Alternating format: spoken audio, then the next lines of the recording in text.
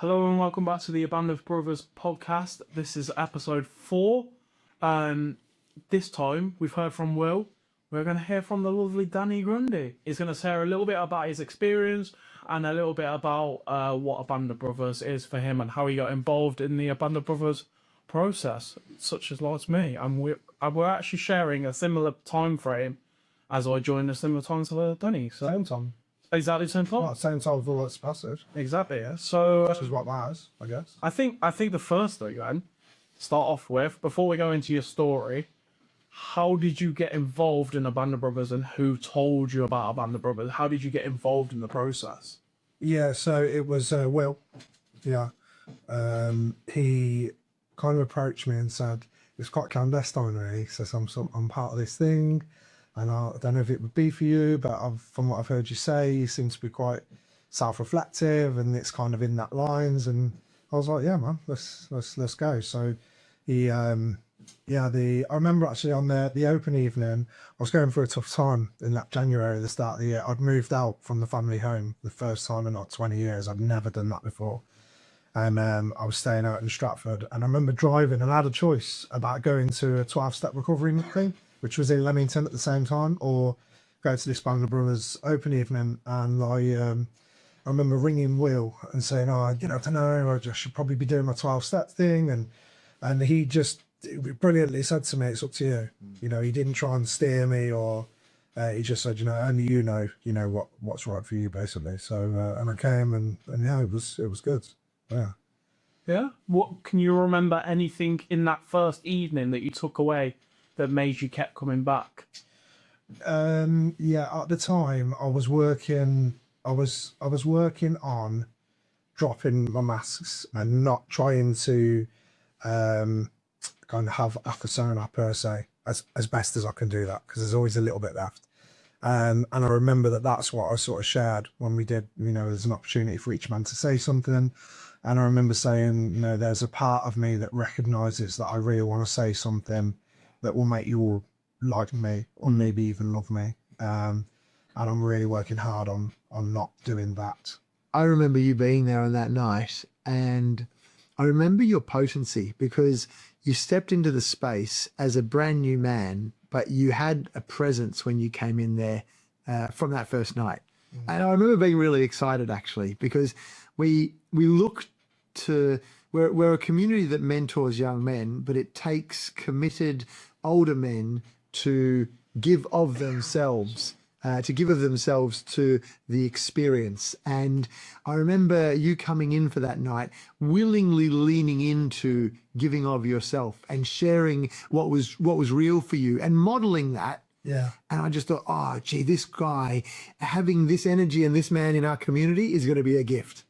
Yeah, thank you. Yeah. I remember something that, I don't know if you remember, that the sheer amount of men in that first circle. That first circle was probably one of the biggest ABandOfBrothers Leamington circles that I've been to. And I don't know if that was an impact on you as such, because you were sharing that you wanted to make everyone love you. Was there anything in that kind of, with there being so many men in the room? No, for me, because I had a lot of experience of doing like 12-step meetings, some of them will be very big, I've been in some really big ones. So actually sharing in a circle like that was I'm okay with that, like I've done that for many years. But it was that part about wanting to make sure that I let you know that I've got this thing where I try and get you to like me, and I really want to challenge that part of me. And the only way that I didn't have any skills, I had no tools to do it. All I knew was to say, this is what I know about me and I don't want to do this anymore. And maybe if I tell you lot, there'll be some sort of pathway to me not doing that, and as it, funny enough, it kind of worked. So then I guess we can kind of move more on to you as a person, such as like from... So I would say one thing I would say I felt for, when we have smaller groups sometimes. Yeah. And I remember I was with Craig and Doug. And of course, so because I'm a therapist, when we started digging in, I forgot where I was. And I remember I was really digging in with Doug, and at some point I realised Doug was like, he's just, I don't want to dig that deep. I really don't want that. And I forgot, because it's so nice to be kind of not in a counselling room doing it and just doing it in a more free-flowing way. And I remember thinking, oh God, I need to chill out here, because Poor dog was getting interrogated. It's nice though that you were in such a comfortable space that you just naturally went to where your strengths are. Yeah. And you felt that you could, like you didn't have to check yourself in the environment. I think we have subtle cues that let people know that it's okay to be real here, and it's okay to maybe dig a bit more, you know. And we have members of our community that are specifically there to, you know, like Graham or Anthony, that their job is to create that safety and that extra, you know, this might require you to dig a little bit deeper and to go there, and that might be okay. Yeah. So yeah, we're pretty good at creating an atmosphere where that can happen, I think. Do that well. It's often all based on invitation as well. Like we invite men to go there if they want to. Yeah. It's holding that safe space for a man to feel comfortable to do his work, really, isn't it? Yeah. Yeah, definitely. And just allowing them to do what they need to do. Yeah. You're in the many similarities with therapy though, because I often say with my clients, like, Mark, you're already here. You spent your hard-earned cash. You've gone through the process of finding a therapist. You've had an initial session to see if it fits. My job is to get out the fucking way. You're already on the path. Now, like, the worst thing I can do is get in your way or say something that's going to close you down. It's my job to not do that, and like you said, create that safe space, and that's what we do. And how do you balance that? So as a therapist and then also as a mentor, and how do you balance, and I ask myself the same question as a coach and then as a mentor, the difference between them. What do you find is the difference for you? I haven't pinned the mentee down yet. Yeah, so that sounds really bad. Those mentors will know what I mean. Yeah, so I'm still just with my first mentee. We're in the process of getting to that first meeting. Great. So, but it is something. It will be different. Yeah, I'm not going to be that person's therapist, you know. And good for that, because I'm a great therapist, but there's also a lot of things that I've got to offer that within the confines of a therapeutic relationship, I can't necessarily offer. So like I wouldn't self-disclose as much as I might do with you guys or with a mentee as I might with a client. I do self-disclose with clients if it's appropriate, but it's a different mechanism of thinking about when it's right to do that, because it's not about me in there. Whereas in a mentor-mentee relationship, the understanding that I do have is that it is about me. It's about me and you. Yeah. It's about both of us. What can we offer to each other? And your story becomes more relevant, doesn't it? Yeah. So what about your story would you like to share? We're in this space, we're on this podcast, we're having a chance to tell stories. What about your story would be relevant for the audience to hear? Wait, do you know what? It's in the same vein of getting out of the way. Like, I think if there's one thing that, so the right space, opening that up, you know, I'd been working as a therapist. I'd got my certificate and I was just paying small. You know, I had like 1 or 2 private clients. I was renting a room in a place similar to here. Actually not as nice as here, but and I was paying small, and I was sort of I was volunteering for an agency that I'm just coming to the end of what I'd agreed to do with them. But I was paying small, and it was after my rites of passage weekend, something got removed. Well, I guess it was, you know, I can't say what we do, but that process on the Friday night, you know, I'll say with the candle and then moving to the outdoors, what I had to hold in me in that process and protect to get through that. Can I say what was in that, or maybe hold back? I don't want to give too much. Well, and I'm also just conscious that when listeners are listening to this, while we have mentioned this idea of a rites of passage weekend, it's probably just worth giving them a reference point to say, as part of a band of brothers, we all have a really special weekend that we go on that creates a ceremony to welcome us into this community. Yeah. And that's what we get to go on. And one of the things I think you're referring to is some sort of something that you have within you that you were conscious of, that you put into a balloon. Yeah. So tell us what that was. Faith. Yeah. Yeah, nice. Then I had to protect that faith. Yeah. And what I found was that when I ended when I came back to the real world after because it is a liminal space, it's not the real world what on that weekend. But it stayed with me, and that faith within, I said when I did that piece of work that I was going to sell my house, I was going to get a small holding either in Tenerife or Wales. So you're very... And we do suggest at the end of the weekend, don't make it. No raft of pivots. So I'm going to sell my house, get a small holding. People are going to come and do therapy and grow food and do all that sort of stuff, which was like something that I'd kind of known but never told anyone that I meant to do that. And as it happened, it unfolded that wasn't what happened. But what did happen was that exactly 12 weeks to the day of returning, I opened the Right Space. I opened my counselling practice, where I've been having 2 clients. The day that I opened, I took on 5 new clients. Nice. And it was like, so what I dreamt about all my life, I dreamt about, you know, not doing the things that I was doing and actually following this career path. And it came in. The interesting thing was about where those clients came from. So I now have like you'll get to see it one day, Paul. So I've got like an office front, people come, etc. Yeah. But they didn't come through the door. It was existing stuff that I put out there that had never kind of bared fruit. And then on the day, in fact, it was the day before I was due to open, I had said to 2 clients, my 2 existing clients, I'm in the new space. Would you like to come and have your sessions here? So I was there a day early, and on that day, my phone rang like 5 different times. I took on 5 new clients. It's amazing. It's just gone from more and more and more. That's amazing. We were in a meeting last night, Band of Brothers kind of coordinators meeting, and I said, you know, there is a debt as far as I'm concerned. The Right Space and me has a debt. And whilst Band of Brothers doesn't expect that from me, I know that I wouldn't have had this if I hadn't have done that Rites Passage weekend. If I hadn't have kind of done that and run with it. And you know what I was going to say? As soon as I would say close after the weekend of Band of Brothers, I've got to give you massive congratulations, because I wasn't there on the opening weekend, but I seen every bit of emotion that you can go for. It was like the most amazing thing I've ever seen. From the minute we were looking at units to the minute you put a key in the door of that place, and just everything that happened after it, it's just like, it's a whole podcast in itself. Yeah, definitely. It is a massive journey, and I think what for me was massive we both went on this weekend journey, the quest, whatever you want to call it, this journey together. And I'm still back in my old ways in the real world, whereas you've moved forward, and now it's just taken me a bit longer in life. But I just feel like, even though you didn't have that massive epiphany about the stronghold and that, you still managed to follow some kind of guidance and dreams that you learned from that weekend. Well, I guess. Yeah, I think in the interest of fairness, I remember a couple of the men saying on the Rites of Passage weekend, Tom said to me, he said, you know, you come to us as a gift because of all the work that you've done up to this point. So I'd obviously done a lot.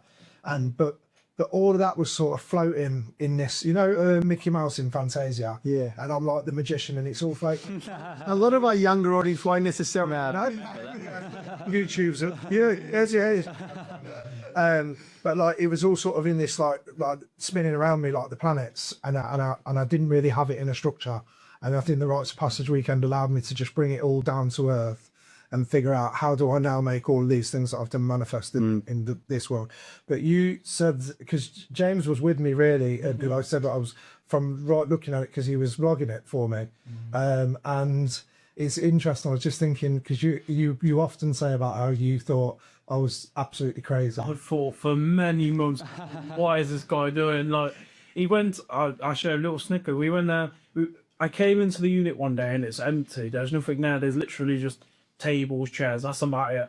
And I come in the next day and it's just like, the best way to describe it is like when you go into an antique shop and you just say, I love that, I love that, I love that, I love that. And then you put it all together and it kind of just doesn't really look how it looked in the showroom.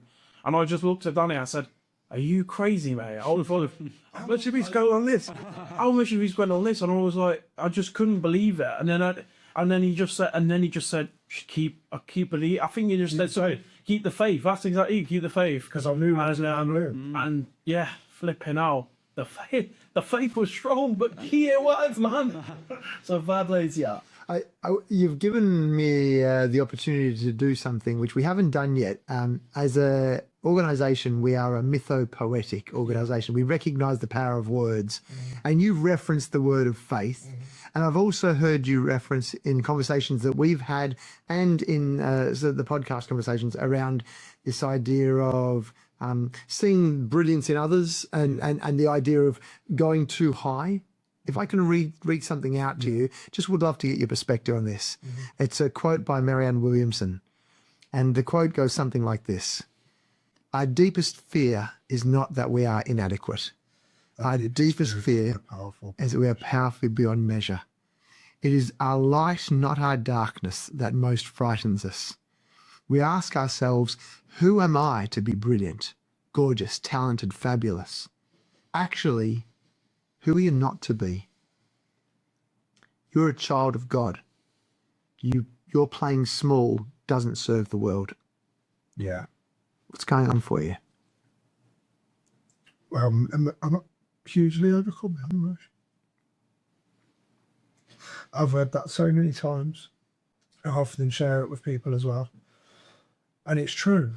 That's the thing about it. That's why there's tears there, because it's true. You know, our deepest fear is that we're powerful beyond measure. Like, I don't really know why that scares the life out of me, but it still does. Mm-hmm. Like, and the interesting thing is, what does that speak to me before? Because I could move quickly into rites of passage. Maybe I will, but how does it talk to you? What does it speak to you of? I think it's that challenge as well. I'm going to add some extras. Who the fuck are you not to? Mm-hmm. How dare you? Mm-hmm. I'm saying this to me. How dare I not? Mm-hmm. How dare I not let my light shine in this world? It's the same reason why I asked Will, what would we lose if we lost you? Mm-hmm. What would the world lose? Or what would the world lose if it lost me? Mm-hmm. You know, and I see with men, and certainly with myself, it's easy to stick on the bad stuff. Mm. It's easy for me to tell you about the things I did wrong, the drugs that I used, you know, the trouble that I got into, where I got into debt, how I let my wife down. I could talk all about that. But you start asking me about my gold, normally I would clam up. The only thing I've got for it now is tears. I'm the same. Tears of gratitude. They're just tears of gratitude, man, and I think when we talk about what does ABandOfBrothers do, right? What is it about our rites of passage? Well, my understanding is that in intact cultures, a big part of your rites of passage is about knowing your gold. What are you made of? What do you offer? What do you bring to the table? Because we have all got it. You know, and I had to go and find mine. And when I got, come to ABandOfBrothers with I'm really good at all these things, but I don't know how to put them together. And actually, you guys didn't really have to do anything apart from say to me, all you need is faith. Yeah. You know, that's and we didn't say that. You said, yeah, and I said, yeah. You had that within you all the time. It's true. And where I'm at with it now. So so I didn't know anything about rites of passage. Why did I call the right space the right space? And I'm being criticised for this as well, because the idea of right and wrong. And of course, it's the right space, RITE, because it's based on rites of passage. And when I came back from the weekend, I started researching what a rite of passage. What the fuck have I just been given? What was that? And ChatGPT kind of gave me a really simple understanding, which was like a three-stage model of there is a calling. The first stage of a rite of passage is a calling, a call to change, a call to action. That's something inside that, or it could be someone in your life saying to you, you know what, you need to change. That could be, that's your call to action. And it's like, what do I do with that call? Well, if I act on that call, I get to go to the liminal space. Then that's the second phase. And that's the place where you go out into when you watch the movies, it's Rocky training in the mountains. Line pauses. Yeah, life pauses. Yeah. And they're in this place where you start going and you're all hell for leather, and then you get tired and get tired. And it's like, am I going to keep going? Can I keep this going? And what happens in that space is usually you shed something or you learn something. That's the two key things. And what came for me from that in that second space is as well, that's where if you're out there and you're in a period of your life where you're like, where the fuck am I? What the fuck am I doing? You've probably already answered your call. You're in the liminal space. That's where it's like, I don't want to be here. This shit hurts. You know, this is like, it is too much. Because you're in the process of changing. You're in the process of kind of looking at yourself. You know, we said with yours, when you start looking, it gets harder. It gets harder, yeah. And so you're in that liminal space. Where the fuck am I? What the fuck am I doing? I just want to go home. I just want my mummy, right? And then if you're lucky, you get a homecoming. You get a return, which is the third stage of a rite of passage. And the homecoming is where we come home and we are changed forever by what we did in the liminal space.